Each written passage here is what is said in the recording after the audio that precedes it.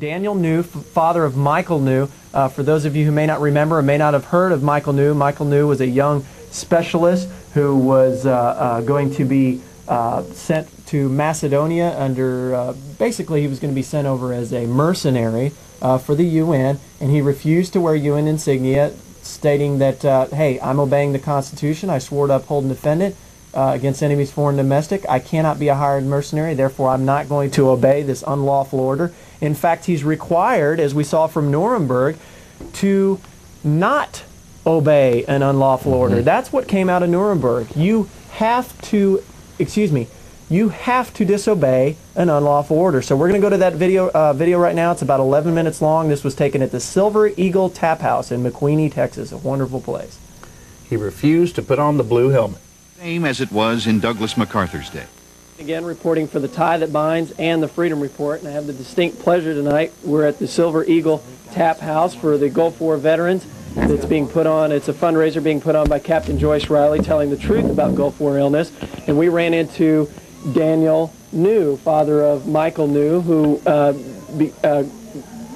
brought himself some fame by refusing to wear UN uniform, UN insignia on his uniform. It's a pleasure to meet you, Mr. New. Thank you very much. Tell us tonight why you came tonight, and then after that a little bit about what happened to Michael.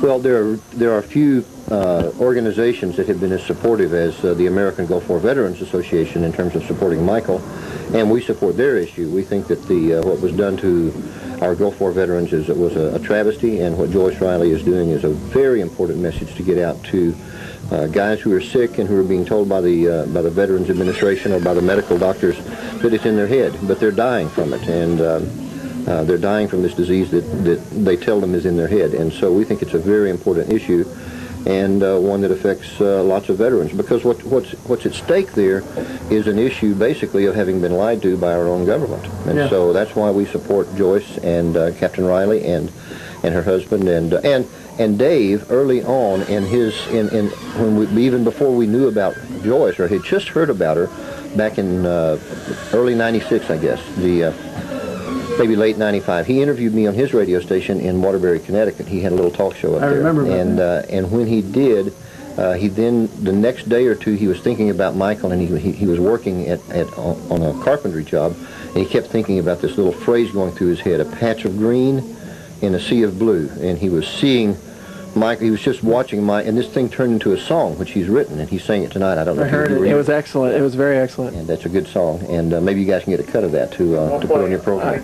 Definitely. Tell us, for those viewers who might be watching who don't know what happened to Michael, can you give us a little background, not just on what he did and how he stood up for his country, but what were the results of him making that stand? Sure, and I should say, for those who don't know about the issue, that basically he was an American soldier. He was serving in Germany, a medic, and he was told that if he didn't wear the United Nations uniform, the helmet and the patch and so on, that he would be put in prison, or that he would be court-martialed. And he said, look, guys, I'm an American. You know, I don't understand what the problem here is. He said, I took an oath to the United States of America. I did not take an oath to the United Nations. I will go anywhere in an American uniform under American officers. Even if I don't like the mission, that's not the issue. You can't put me under a general from Finland. It's against the Constitution. You can't force me to wear an unauthorized uniform. So they did court-martial him when he disobeyed the order. There's no question he disobeyed the order. The Army would not allow the evidence of why he disobeyed it to be presented to the jury, so of course they found him guilty. And as a result, we're appealing that. Now, we've asked the civilian courts to intervene. We've gone to federal district court, and they said, we won't look at it until the Army is through with him. We appealed that, we lost. We went to the Supreme Court, we lost there on the right to be heard in the civilian courts. We've now lost the court-martial, so that's 4 times. Now we're now waiting on the decision of the Army Court of Criminal Appeals, which was held on May 28th this year in Washington, at Falls Church, Virginia. We expect them to rule against us, but we don't understand why it takes over 3 months to decide no. I mean, you know, they could have done this in 30 minutes, you know, over coffee and just gotten it over with. They didn't even record. They didn't record orally. They didn't have a stenographer to record that hearing. And so these judges can't look back later and say, what did we say? What was the argument? It's just all memory. So clearly they didn't take it serious, and they're not going to do anything but turn us down. But they're stalling for time. Now, I haven't had the opportunity to meet Michael. I've read a couple of mainstream news clips.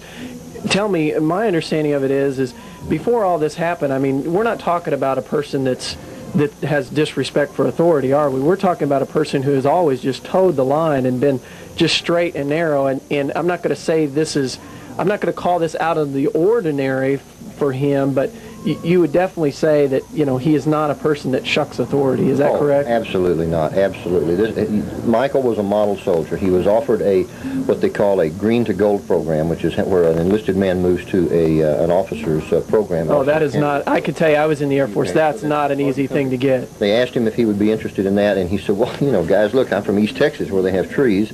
You sent me to West Texas where they don't, you know. Can I see the world? You know, he's at Fort Bliss out there in El Paso. And so then they sent him to Saudi Arabia at the follow-up to Desert Storm.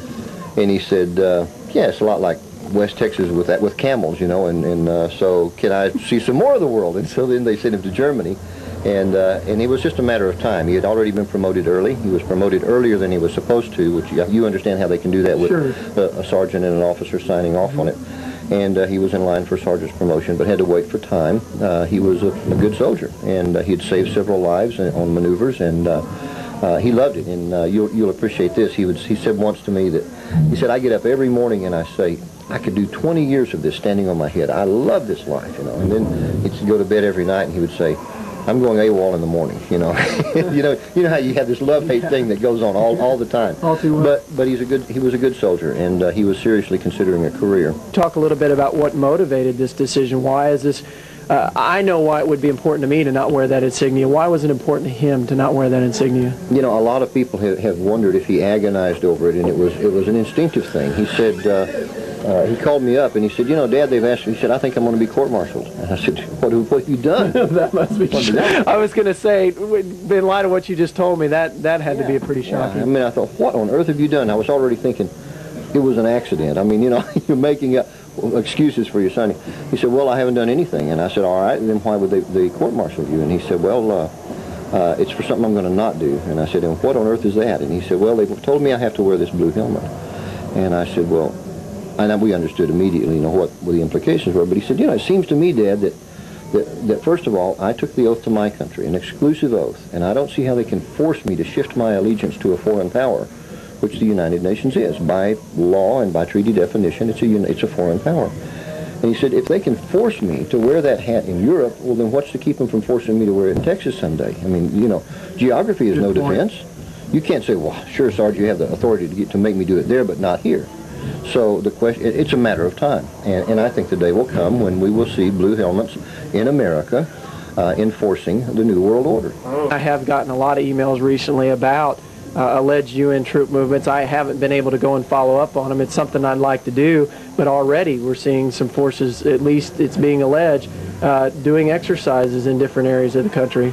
We know that there have been Russian soldiers and a number of Eastern Bloc soldiers at Fort Polk, at Fort Riley in Kansas, Fort Polk in Louisiana, and others, and we have first-hand reports of that for the last 3 years. And a lot of people have come to me with first-hand evidence of foreign troops in the country. Now, we're not just talking cross-training of an officer's a corps or elite. I know the Air Force trains pilots who are going to be flying our planes, that sort of thing. At Fort Bliss, they do that with 200 Germans and 200 Japanese. There's a continual rotation. But that's growing. I think the day is coming, though, when we're going to see, you know, we've just got a new international criminal court that's been put into power. And I've been maintaining that it's like a three-legged stool. They need in order to have one world government, they've got to have three things that they don't have now. One, they've got to have a world taxation system to pay for it, so that they can quit begging the United States for money. Once they have their own source of funding. I think they call that the EU. Well, you know, the Rubin tax that's been proposed, not the Rubin tax, Tobin tax has been proposed. $1 a barrel on every $1 a barrel of tax on every barrel that comes out of the ocean floor. $1 on every or 1% of every international flight.